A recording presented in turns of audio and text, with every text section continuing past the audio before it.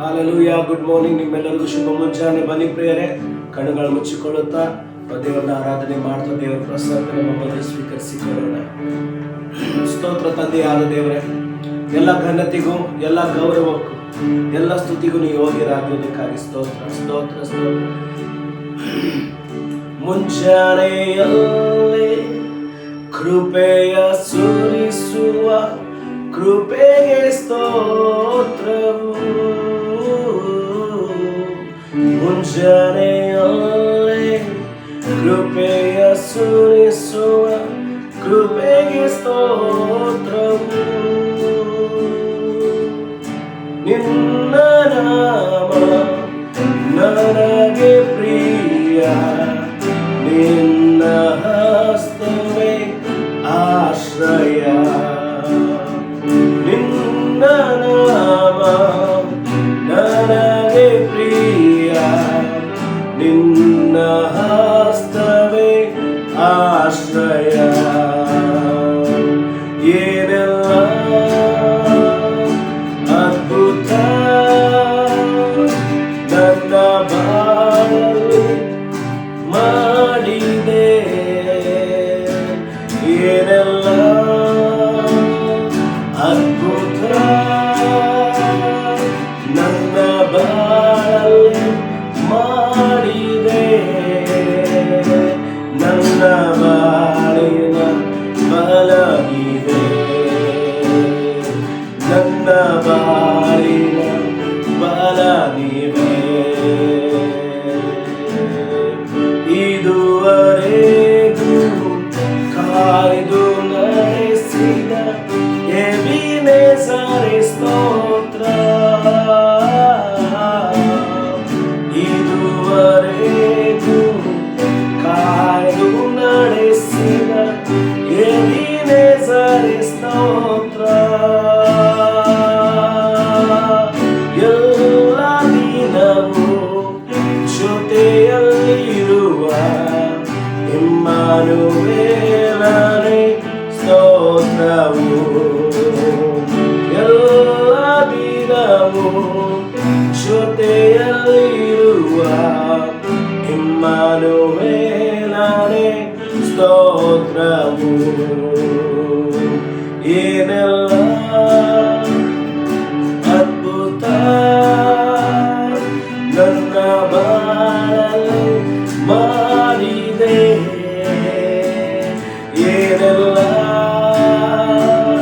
ಅದ್ಭುತ ನನ್ನ ಬಾಳಲ್ಲಿ ಮಾಡಿದೆ. ನನ್ನ ಬಾಳಿನ ಬಲವಿದೆ, ನನ್ನ ಬಾಳಿನ ಬಲ ನೀವೇ. ಎಲ್ಲ ಮಹಿಮೆ ಘನತೆ ಕರ್ತನೆ ನಿಮ್ಮ ಪಾದಕ್ಕೆ ಅರ್ಪಿಸ್ತೇವೆ. ಯೇಸು ಕ್ರಿಸ್ತನ ನಾಮದ ನಾವು ಪ್ರಾರ್ಥಿಸಿ ಬೇಡಿ ಹೊಂದಿದ್ದೇವೆ ತಂದೆ.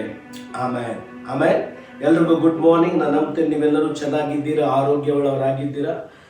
ಈ ಸಮಯದ ನೇರವಾಗಿ ದೇವರ ವಾಕ್ಯಕ್ಕೆ ನಾವು ಪ್ರವೇಶಿಸೋಣ. ನಾನು ಈ ದಿವಸ ನಿಮ್ಮ ಜೊತೆಗೆ ಹಂಚಿಕೊಳ್ಳಿಕ್ಕಿರುವಂಥ ಒಂದು ಆಲೋಚನೆ, ಒಂದು ದೇವರ ವಾಕ್ಯದ ಭಾಗ ಮತ್ತಾಯನ ಸುವಾರ್ತೆ 18ನೇ ಅಧ್ಯಾಯ ಅದರ 19 ಮತ್ತು 20ನೇ ವಚನವನ್ನು ನಾವು ಓದಿಕೊಳ್ಳೋಣ.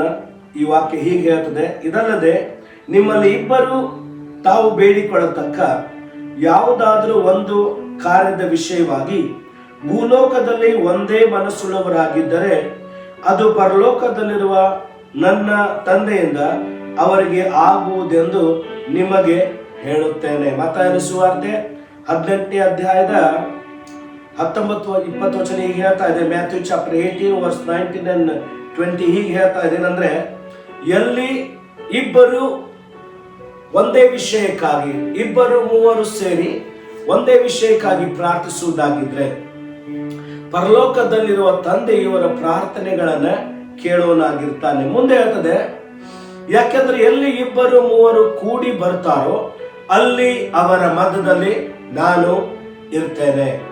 ಆಮೇಲೆ ಸೊ ಇಲ್ಲಿ ಬಹಳ ಸುಂದರವಾಗಿ ನಾವು ಕಾಣುವುದೇನೆಂದ್ರೆ, ದೇವರು ಎಲ್ಲಿ ಇರ್ತಾನೆ, ಯಾರ ಮಧ್ಯದಲ್ಲಿ ಇರ್ತಾನೆ, ಯಾವ ಪ್ರಾರ್ಥನೆ ದೇವರಿಂದ ಕೇಳಲ್ಪಡ್ತದೆ, ಯಾವ ಪ್ರಾರ್ಥನೆ ದೇವರಿಂದ ಉತ್ತರಿಸಲ್ಪಡ್ತದೆ. ಬಹಳಷ್ಟು ಪ್ರಾರ್ಥನೆಗಳಿವೆ ನಿಜ. ಆದ್ರೆ ಇಲ್ಲಿ ನಮಗೆ ಯೇಸು ಸ್ವಾಮಿ ಸ್ವತಃವಾಗಿ ಹೇಳ್ತಾ ಇರೋದೇನೆಂದ್ರೆ, 2-3 ಸೇರಿ ಕೂಡಿ ಬಂದು ಪ್ರಾರ್ಥಿಸುವುದಾಗಿದ್ರೆ ಒಂದೇ ವಿಷಯಕ್ಕಾಗಿ, ಆಮೇಲೆ ಒಂದು ಐಕ್ಯತೆ ಪ್ರಾರ್ಥನೆಯಲ್ಲಿ ಬಹಳ ಅವಶ್ಯವಾಗಿದೆ. ಒಂದು ಮನಸ್ಸು ಪ್ರಾರ್ಥನೆಯಲ್ಲಿ ಬಹಳ ಅವಶ್ಯವಾಗಿದೆ. ಇದೇ ವಾಕ್ಯವನ್ನು ನಾವು ಪ್ರಸಂಗಿಗಳ ಪುಸ್ತಕದಲ್ಲಿ ಓದಿಕೊಳ್ತೇವೆ. ಏನಂದ್ರೆ, ಒಬ್ಬರಿಗಿಂತ ಇಬ್ಬರು ಲೇಸು. ಇವತ್ತು ನಿಮ್ಮ ಮನೆಗಳಲ್ಲಿ ಅನೇಕ ವಿಷಯಕ್ಕಾಗಿ ನೀವು ಪ್ರಾರ್ಥನೆ ಮಾಡ್ತಾ ಇರ್ಬೋದು. ಆದ್ರೆ ಯಾವಾಗ ನಾವು ಇಬ್ಬರಾಗಿ ಕೂಡಿ ಬರ್ತೇವೋ ಅಲ್ಲಿ ದೇವರ ಬಲ ಹೆಚ್ಚಾಗ್ತದೆ. ಯಾವಾಗ ಎಲ್ಲಿ 2-3 ಸೇರಿ ಬರ್ತೇವೋ ಅಲ್ಲಿ ದೇವರ ಶಕ್ತಿ ಹೆಚ್ಚಾಗ್ತದೆ. ನೋಡ್ರಿ, ಒಬ್ಬನು ಸೇರಿ ಹಲ್ಲೆಲೂಯಾ ಅಂತ ಕೂಗುವುದು ಬೇರೆ, ಆದ್ರೆ 3 ಜನರು ಸೇರಿ ಹಲ್ಲೆಲೂಯಾ ಅಂತ ಕೂಗುವಾಗ ಅದರಲ್ಲಿ ಒಂದು ಬಲ, ಅದೊಂದು ಶಕ್ತಿ, ಅದರಲ್ಲಿ ಒಂದು ಮಹಿಮೆ ಇದೆ. ಆಮೇಲೆ ಸೊ ಅದು ಬಲಿಷ್ಠವಾದ ಪ್ರಾರ್ಥನೆ ಆಗ್ಲಿಕ್ಕೆ ಸಾಧ್ಯ. ಮತ್ತೊಂದು ನಮಗೆ ಅವಶ್ಯವಾದದ್ದಂದ್ರೆ, ನಮ್ಮ ಮೊದಲು ದೇವರು ಇರ್ಬೇಕಲ್ಲ. ಎಲ್ಲಿ ದೇವರು ಇರ್ತಾನೆ? 1000 ಜನರ ಮೊದಲು ದೇವರು ಇರ್ತಾನ? ಹೌದು, ನಿಜ ಇರ್ತಾನೆ. 100 ಜನರಿದ್ದಲ್ಲಿ ಇರ್ತಾನ ದೇವರು? ನಿಜ ಇರ್ತಾನೆ. ಆದ್ರೆ ಅದಕ್ಕಿಂತ ಪವರ್ಫುಲ್ ಏನಂದ್ರೆ, ಎಲ್ಲಿ 2-3 ಸೇರಿ ಒಂದೇ ವಿಷಯಕ್ಕಾಗಿ ಒಂದೇ ಮನಸ್ಸುಳ್ಳವರಾಗಿ ಐಕ್ಯರಾಗಿ ಕಮಿಟ್ಮೆಂಟ್ ಆಗಿ ಒಪ್ಪಂದದಿಂದ ಪ್ರಾರ್ಥನೆ ಮಾಡುವಾಗ ಅಲ್ಲಿ ಅನೇಕ ತಡೆಗಳು ಮುರಿದು ಬೀಳಲಿಕ್ಕೆ ಸಾಧ್ಯ ಪ್ರಿಯರೇ. ಆಮೇಲೆ ನನಗೆ ಒಂದು ಕುಟುಂಬದ ಬಗ್ಗೆ ಗೊತ್ತು, 2 ಗಂಡ ಹೆಂಡತಿರ ಬಗ್ಗೆ ಗೊತ್ತು. ಇವರು ಹೆಚ್ಚು ಕಡಿಮೆ 20 ವರ್ಷಗಳು ಮದುವೆಯಾಗಿ 20 ವರ್ಷಗಳಾದ್ರೂ ಇವರಿಗೆ ಮಕ್ಕಳಾಗಿರ್ಲಿಲ್ಲ. ಇನ್ನೂ ಅವರಿದ್ದಾರೆ, 20 ವರ್ಷ ಆದ್ರೂ ಅವ್ರಿಗೆ ಮಕ್ಕಳಿರ್ಲಿಲ್ಲ. ಈ 20 ವರ್ಷದ ನಂತರ ಅವರು ಕರ್ತನನ್ನು ನಂಬ್ತಾರೆ. ಅವರು ಯೇಸು ಸ್ವಾಮಿಯಲ್ಲಿ ನಂಬಿಕೆ ಇಟ್ಟು ಆ ಯೇಸು ಸ್ವಾಮಿ ಮಾರ್ಗದಲ್ಲಿ ನಡೆಯುವುದಕ್ಕಾಗಿ ಆರಂಭಿಸ್ತಾರೆ. ಒಂದು ದಿವಸ ಇದೇ ವಾಕ್ಯವನ್ನ ಸಭಾಪಾಲಕರು ಹೇಳ್ತಾ ಇರುವಾಗ, 2-3 ಒಂದೇ ವಿಷಯಕ್ಕಾಗಿ ನೀವು ಸೇರಿ ಪ್ರಾರ್ಥನೆ ಮಾಡ್ರಿ, ನಿಮ್ಮ ದೇವರು ನಿಮ್ಮ ಮಧ್ಯೆ ಬಂದು ಅದ್ಭುತ ಕಾರ್ಯವನ್ನ ಮಾಡ್ತಾನೆ ಅಂತ ಸಭಾಪಾಲಕರು ಪ್ರಸಂಗ ಮಾಡುವಾಗ ಅವರಿಬ್ರು ಗಂಡ ಹೆಂಡತಿರಿಗೆ ಅವತ್ತು ಒಂದು ಆಲೋಚನೆ ಬರ್ತದೆ. ಹೌದಲ್ಲ, ಇಬ್ಬರು ಸೇರಿ ಪ್ರತಿ ದಿವಸ ಮುಂಚಾನೆ ಎದ್ದು 2 ಕೈಗಳನ್ನು ಹಿಡಿದುಕೊಂಡು ಮೊಣಕಾಲೂರಿ ನಾವು ವಿಷಯಕ್ಕೋಸ್ಕರ ಪ್ರಾರ್ಥನೆ ಮಾಡೋಣ ಅಂತ ಮುಂದೆ ಅವ್ರು ಏನ್ ಮಾಡ್ತಾರೆ, ಅದೇ ದಿನದಿಂದ ಅವರು 2 ಕೈ ಹಿಡ್ಕೊಂಡ್ಬಿಟ್ಟು ಮೊಣಕಾಲೂರಿ ಪ್ರಾರ್ಥನೆ ಮಾಡ್ಲಿಕ್ಕೆ ಪ್ರಾರಂಭಿಸ್ತಾರೆ. ಅವ್ರು ಹೇಳ್ತಾರೆ, ದೇವರೇ ನಮಗೆ ಒಂದು ಗರ್ಭ ಫಲವನ್ನು ಆಶೀರ್ವದಿಸು, ನಮಗೆ ಒಂದು ಗರ್ಭ ಸಂತಾನವನ್ನು ಆಶೀರ್ವದಿಸು, ನಿನ್ನ ವಾಕ್ಯದಲ್ಲಿ ಹೇಳಿದ್ದೀಯಾ 2 ಸೇರಿ ಒಂದೇ ವಿಷಯಕ್ಕೆ ಪ್ರಾರ್ಥಿಸುವಾಗ ನೀನು ಉತ್ತರಿಸ್ತೇನೆ ಎಂಬುದಾಗಿ. ಅವಾಗ ಪ್ರಿಯರೇ, ಇದನ್ನು ನಂಬ್ರಿ, ಅದೇ ವರ್ಷದಲ್ಲಿ ಆ ಸಹೋದರಿ ಗರ್ಭ ಧರಿಸ್ತಾಳೆ. ಅದೇ ವರ್ಷದಲ್ಲಿ, ಯಾವ ವರ್ಷದಲ್ಲಿ ವಾಕ್ಯ ಕೇಳಿದ್ರು, ಯಾವ ವರ್ಷ ಇವರು ಇದನ್ನ ಕಮಿಟ್ಮೆಂಟ್ ಮಾಡ್ಕೊಂಡ್ರು, ಐಕ್ಯತೆಯಲ್ಲಿ ಬಂದ್ರು, 2 ಸರಿ ಪ್ರಾರ್ಥನೆ ಮಾಡಲಿಕ್ಕೆ ಪ್ರಾರಂಭಿಸಿದ್ರು, ಅದೇ ವರ್ಷ ಅವಳು ಗರ್ಭ ಧರಿಸ್ತಾಳೆ. ಈಗ ದೇವರ ದಯೆಯಿಂದ ಅವಳಿಗೆ ದೇವರು ಗಂಡು ಮಗುವನ್ನು ಕೊಟ್ಟು ಆಶೀರ್ವಾದ ಮಾಡಿದ್ದಾನೆ. ಆಮೇಲೆ ದೇವರ ವಾಕ್ಯ ಎಂದಿಗೂ ಸುಳ್ಳಾಗೋದಿಲ್ಲ. ದೇವರು ಹೇಳಿರುವುದಾಗಿದ್ರೆ ಅದು ನೆರವೇರಲೇಬೇಕು. ಬೈಬಲ್ನಲ್ಲಿ ಬರೆಯಲ್ಪಟ್ಟಿದ್ದಾದ್ರೆ ನೆರವೇರಲೇಬೇಕು. ಇದು ಒಂದು ಚಿಕ್ಕ ಒಂದು ಎಕ್ಸಾಂಪಲ್ ಆಯಿತು. ಇವತ್ತು ನಿಮ್ಮ ಅವಶ್ಯಕತೆ ಏನಿದೆ ನನಗೆ ಗೊತ್ತಿಲ್ಲ, ಆದ್ರೆ ನಿಮ್ಮ ಅವಶ್ಯಕತೆ ನಿಮಗೆ ಗೊತ್ತು. ಗಂಡ ಹೆಂಡತಿರುವುದಾಗಿದ್ರೆ ದಯವಿಟ್ಟು ಮುಂಜಾನೆ ಎದ್ದು ಕೈಗಳನ್ನು ಹಿಡಿದುಕೊಂಡು ಮೊಣಕಾಲೂರಿ, ದೇವರು ಇದು ನನ್ನ ಅವಶ್ಯಕತೆ ಅಂತ ಹೇಳಿ. ಕೋರ್ಟ್ ಕೇಸ್ ಇದೆಯಾ, ಕೈ ಹಿಡ್ಕೊಳ್ರಿ, ಮೊಣಕಾಲೂರಿ ಪ್ರಾರ್ಥನೆ ಮಾಡ್ಲಿಕ್ಕೆ ಆರಂಭ ಮಾಡ್ರಿ. ಮಕ್ಕಳ ಭವಿಷ್ಯನ ಕೈ ಇಟ್ಕೊಳ್ರಿ, ಪ್ರಾರ್ಥನೆ ಮಾಡ್ರಿ, ಮೊಣಕಾಲೂರಿ ಪ್ರಾರ್ಥನೆ ಮಾಡಿದರೆ ಇಲ್ಲಿ ಬರೆಯಲ್ಪಟ್ಟಿದೆ ಅಂತ ಹೇಳ್ರಿ. ನಾನು ನಂಬ್ತೀನಿ, ದೇವರು ಈ ಸಹೋದರ ಜೀವನದಲ್ಲಿ ಅದ್ಭುತಕರವಾದರಲ್ಲಿ 20 ವರ್ಷಗಳ ನಂತರ ನಾವು ಅಬ್ರಹಾಮನ ಬಗ್ಗೆ ಓದ್ತಾ ಇದ್ವಿ, ಎಷ್ಟೋ ವರ್ಷಗಳಾದ ನಂತರ ದೇವರ ಮಕ್ಕಳನ್ನು ಕೊಟ್ಟ ಅಂತ. ಆದ್ರೆ ಈ ಸಹೋದರ ಜೀವನದಲ್ಲಿ ನೋಡುವಾಗ 20 ವರ್ಷಗಳ ಆದ ನಂತರ ಯಾವಾಗ ನಂಬಿಕೆ ಇಟ್ಟು ಪ್ರಾರ್ಥನೆ ಮಾಡಲಿಕ್ಕೆ ಆರಂಭಿಸಿದ್ರು, ಸುಂದರವಾದ ಗಂಡು ಮಗುವನ್ನು ಕೊಟ್ಟಿದ್ದಾರೆ. ಆ ಮಗುವಿಗೆ ಅವರು ಆಶೀಶ್ ಅಂತ ಹೆಸರಿಟ್ಟಿದ್ದಾರೆ. ಹಲ್ಲೆಲೂಯಾ. ಸೊ ಇದುವರೆಗೂ ಯಾವ ಸಂಗತಿ ಆಗ್ಲಿಲ್ಲ, ಇದುವರೆಗೂ ಏನೆಲ್ಲ ತಡೆ ಹಿಡಿದಿತ್ತು, ಅವರ ಮಗು ಏನ್ ತಡೆ ಹಿಡಿದಿತ್ತು, ಅವರ ಮಗು ಏನು ತಡೆ ಹಿಡಿದಿರ್ಲಿಲ್ಲ. ಬಟ್ ಅವರ ಪ್ರಾರ್ಥನೆ, ಅವರ ಕುಟುಂಬದ ಪ್ರಾರ್ಥನೆ, ಅವರ ಒಂದು ಐಕ್ಯದ ಪ್ರಾರ್ಥನೆ, ಅವರ ಒಂದು ನಂಬಿಕೆಯ ಪ್ರಾರ್ಥನೆ, ಅವರ ಒಂದು ಮೊಣಕಾಲಿನ ಪ್ರಾರ್ಥನೆ ದೇವರು ಕಾಯ್ತಾ ಇದ್ದ. ಯಾವ ದಿನ ಅವರು ತೀರ್ಮಾನಿಸಿದ್ರು ನಾವು ಪ್ರಾರ್ಥಿಸೋಣ ಅಂತ, ನಾನು ನಂಬ್ತೀನಿ ಅದೇ ದಿವಸ ಪರಲೋಕ ತೀರ್ಮಾನಿಸ್ತು, ನಾನು ಇವರಿಗೆ ಒಂದು ಮಗುವನ್ನು ಬ್ಲೆಸ್ ಮಾಡ್ತೀನಿ ಅಂತ. ಆಮೇಲೆ ಸೊ ಈ ಸಹೋದರ ಜೀವನದಲ್ಲಿ ದೇವರು ಅದ್ಭುತ ಮಾಡಿದ ಹಾಗೆ ಬರುವ ದಿನದಲ್ಲಿ ದೇವರು ನಿಮ್ಮ ಜೀವನದಲ್ಲಿ ಅದ್ಭುತ ಮಾಡಲಿ ಅಂತ ನಾನು ಹಾರೈಸ್ತಾ, ಈ ವಾಕ್ಯಗಳಿಂದ ನಿಮಗೆ ಆಶೀರ್ವಾದಿಸ್ತಾ ನಿಮಗೋಸ್ಕರ ಪ್ರಾರ್ಥನೆ ಮಾಡ್ಲಿಕ್ಕೆ ಹೋಗ್ತೇನೆ. ಬನ್ರಿ, ನಾವಿರುವಂತ ಸ್ಥಳದಲ್ಲಿ ಕಣ್ಣುಗಳನ್ನು ಮುಚ್ಚಿಕೊಳ್ಳೋಣ, ಕರ್ತನ ಬೇಡಿಕೊಳ್ಳೋಣ. ದೇವರೇ, ನಿನ್ನನ್ನು ಆರಾಧಿಸ್ತೇವಪ್ಪ, ನಿನ್ನನ್ನೇ ಕೊಂಡಾಡ್ತೇವೆ ಸ್ವಾಮಿ, ನಿನ್ನನ್ನೇ ದೇವರು, ನಿನ್ನ ಅದ್ಭುತವನ್ನ ಮಾಡುವಂತ ದೇವರು. ದೇವರೇ, ಏನೆಲ್ಲ ಅದ್ಭುತ ನನ್ನ ಬಾಳಲ್ಲಿ ಮಾಡಿದೆ,